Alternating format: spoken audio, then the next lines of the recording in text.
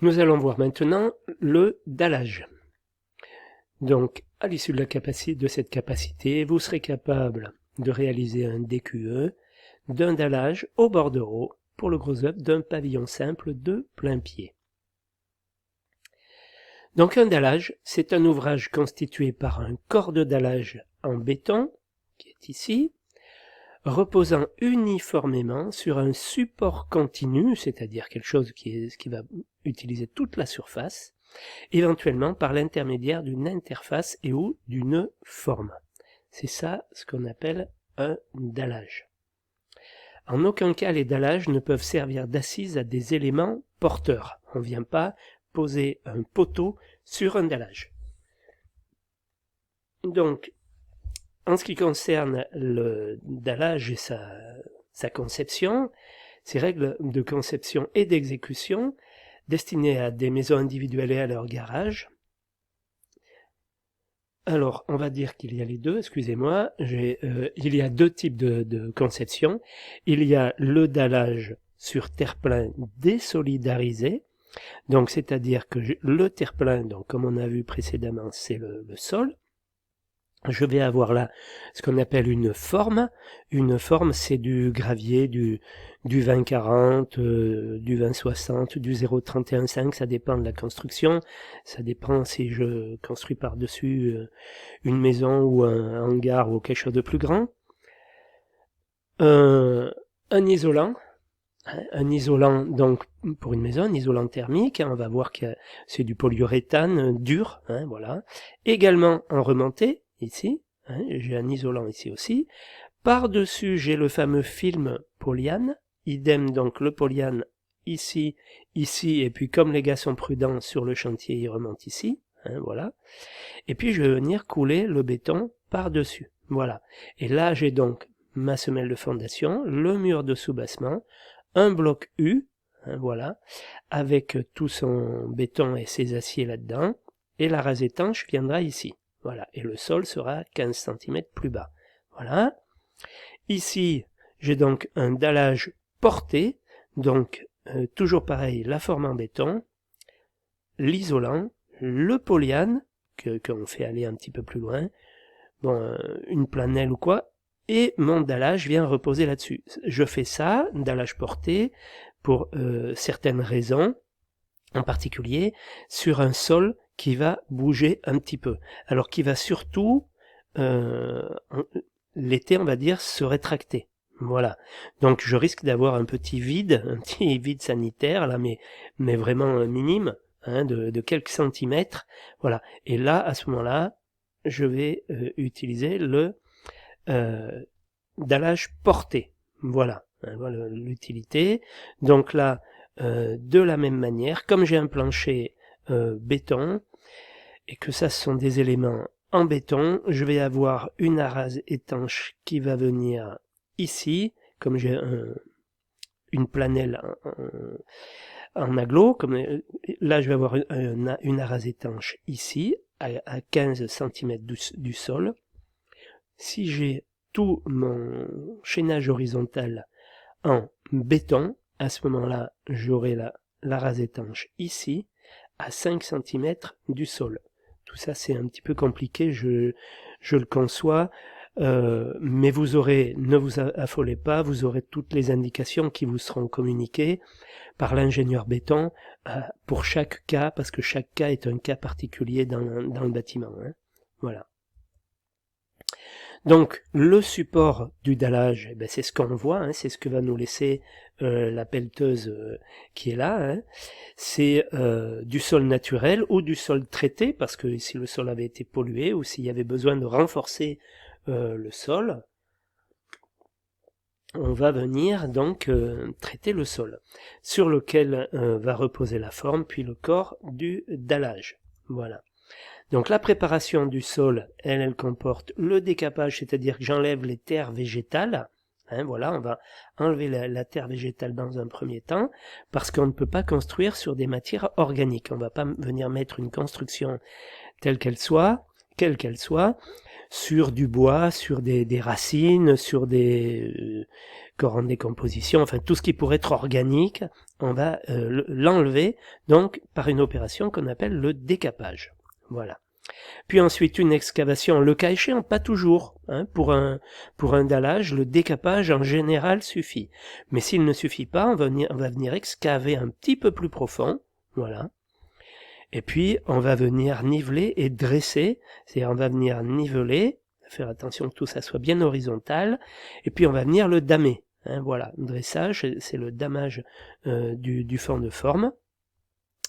Ensuite, donc, là-dessus, on va venir mettre des matériaux d'apport, c'est-à-dire du gravier, hein, voilà, du gros gravier, du caillou, hein, et on va venir compacter le tout pour avoir un matelas qui soit alors ça peut être aussi le sol lui-même qu'on va venir compacter pour avoir quelque chose qui ne soit pas meuble. Voilà. Ensuite, la forme pour le dallage, donc c'est les cailloux que vous voyez là sur la photo. Hein.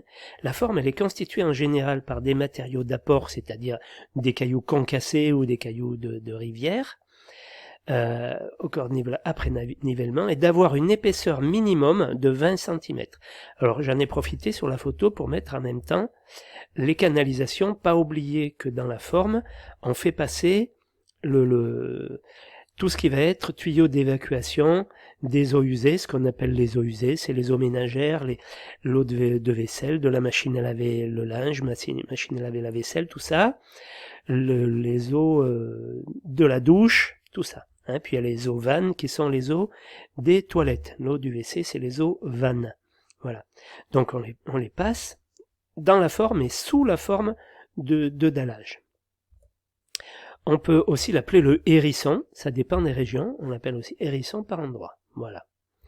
Donc les réseaux sous dallage, hein, voilà l'illustration, on a commencé de les mettre, vous voyez, avant de mettre la forme du dallage, hein, on a commencé à les mettre en dessous.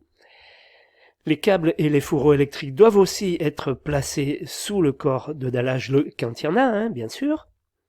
Les canalisations de toute nature doivent être placées à une distance minimum de 20 cm sous le béton du dallage. Voilà. Après, quand on a mis le gravier, on peut mettre du sable. On va mettre du sable sous dallage, sous un volume non chauffé, par exemple sous le garage de la maison, sous un cellier. On peut mettre en œuvre une couche de sable. Voilà. Cette forme de sable, elle peut être aussi appelée couche de fermeture. Vous verrez parfois le terme sur les descriptifs. Couche de fermeture de 2 cm d'épaisseur, ben ça sera le sable. Hein, voilà. Sous un garage, la couche de sable fera plutôt 5 cm. Voilà. Quand on a mis le sable, eh bien, on vient mettre l'isolant, comme vous le voyez sur la photo. Donc, c'est un isolant thermique, horizontal, sous l'ensemble de la surface, et même en retour, hein, on voit qu'on l'a aussi en relevé, on appelle ça en relevé, posé sur un support compacté, sur le sable, hein, en principe, si le local du dessus est chauffé. Parfois, c'est pas obligé qu'il y ait du sable, ça peut être directement sur la forme en tout venant. Voilà. Un panneau de désolidarisation en polystyrène de 2 cm d'épaisseur est à prévoir en périphérie quand on a un dallage désolidarisé, hein, bien sûr. Si on a un dallage porté, bien sûr, on n'aura pas ces panneaux en relevé, là. Hein, voilà. Donc ça, c'est l'isolant sous dallage, épaisseur 5 cm, à peu près 5-6 cm, ça dépend des isolants. Et ça dépend de ce qui est demandé par le bureau d'études thermiques. Après, donc, le fameux polyanes, c'est le plastique que vous voyez là. Hein, voilà. Donc, les polyanes, c'est l'interface qui constitue un des composants suivants, une couche de glissement qui permet donc à la dilatation de se faire. Une membrane d'interposition, c'est-à-dire quand on va venir couler le béton, les gars vont marcher, il va y avoir le poids du béton hein, qui va être beaucoup plus important par endroit qu'une fois qu'il sera sec où il sera réparti sur toute la surface.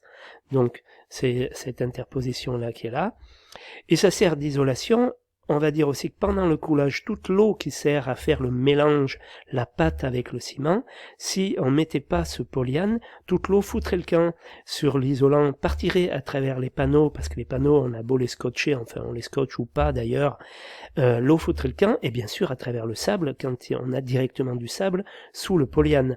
Donc par rapport à tout ça, on vient mettre un polyane, donc pour gérer les problèmes de dilatation, pour venir donc gérer ces problèmes de fuite d'eau pendant le coulage, et pour isoler également des remontées d'humidité par la suite, dans certaines constructions, pour éviter que l'humidité n'arrive jusqu'au béton qu'elle pourrait abîmer à la longue.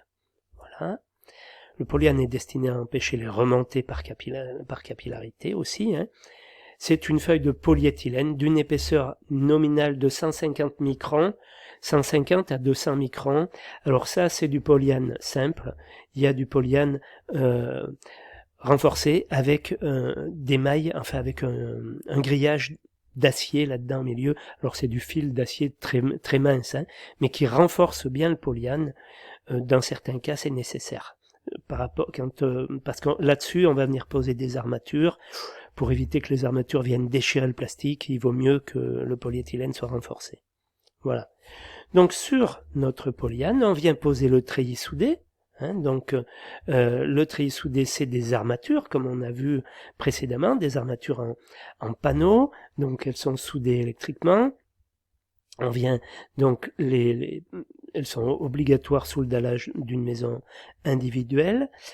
Dans la majorité des cas, on va venir mettre un treillis soudé comme armature. Voilà, les treillis soudés peuvent être remplacés par des fibres, c'est-à-dire qu'au lieu de ça, je vais mettre un béton fibré. Voilà. Quand je mets un treillis soudé, je fais attention, ce que vous voyez là, c'est le recouvrement. C'est-à-dire que les panneaux se recouvrent l'un l'autre. Voilà. Tout ça, c'est compris dans le ratio d'acier qui est donné pour un dallage.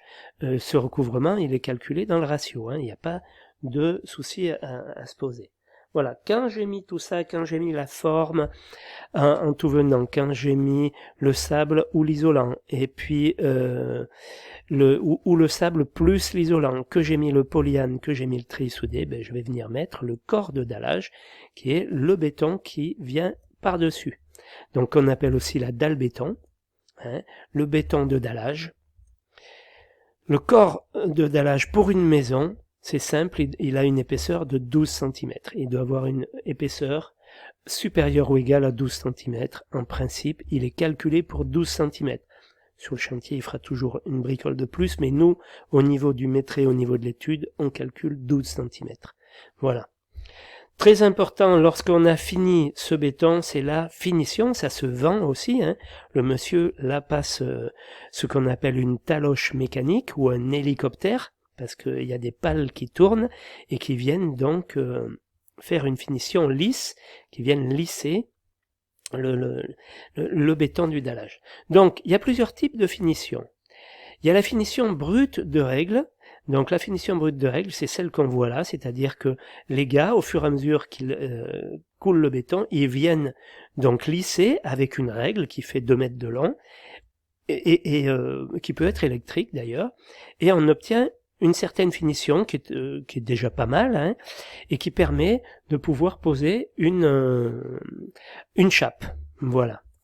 Sinon, on a la finition talochée, par talochage manuel, ça c'est rare ou alors pour les toutes petites surfaces, ou mécanique avec donc la taloche comme ça. Donc ça se vend en plus, c'est un ouvrage qui se vend aussi.